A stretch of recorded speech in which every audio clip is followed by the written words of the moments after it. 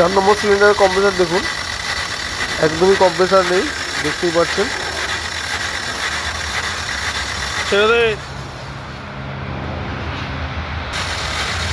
দেখুন এটা 3 নম্বরের,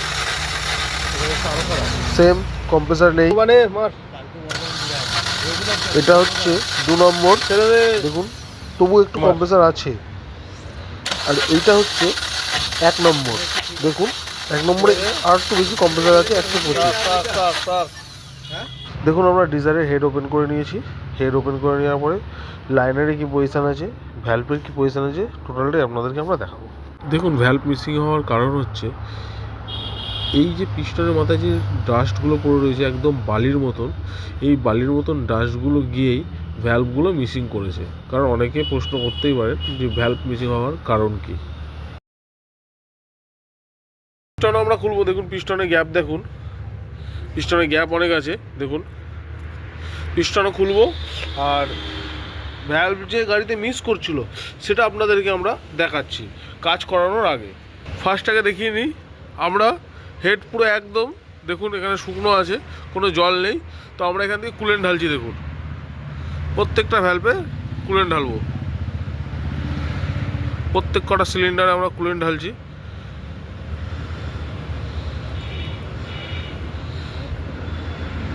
কুলেন্ট ঢালা কমপ্লিট। এই দেখুন 3 নম্বরে একদম কম্প্রেসার ছিল না, দেখুন 4 নম্বরটা লিকেজ করছে আস্তে আস্তে। দেখুন 4 নম্বরও লিকেজ করছে, দেখতেই পাচ্ছেন।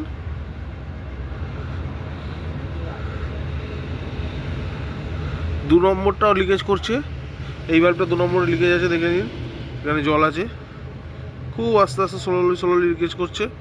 1 নম্বরটা দেখুন একটা ভ্যালভ লিকেজ করছে, যে কারণে কম্প্রেসার কম হচ্ছিল।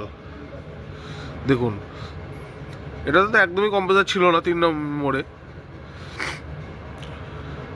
দেখুন 4 নম্বর থেকে কুলেন্ট পড়ছে,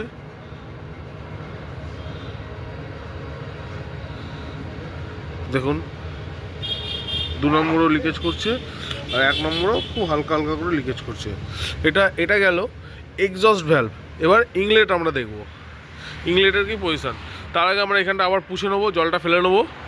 দেখুন আমরা সিলিন্ডার পুরো একদম শুকনো করে নিই, কোনো জল নেই। এইবার আমরা কুলেন্ট ঢেলে নিচ্ছি, দেখুন আবার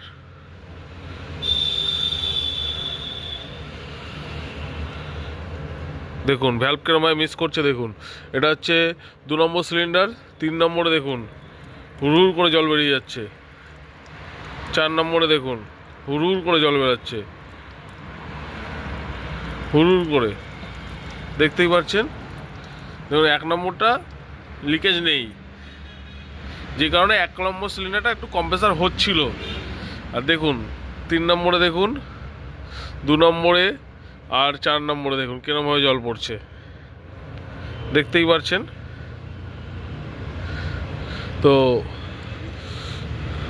ফাইনালি আমরা হেডের কাজ করিয়ে নেব আর আমরা পিস্টনগুলো তুলবো, তুলে পিস্টনের রিংয়ের পজিশান দেখবো। সেই অনুযায়ী আমরা পিস্টন যদি মানে চলার মতন থাকে তাহলে পিস্টন চলবে, নাহলে আমরা পিস্টন চেঞ্জ করব আর নতুন রিং দেবো।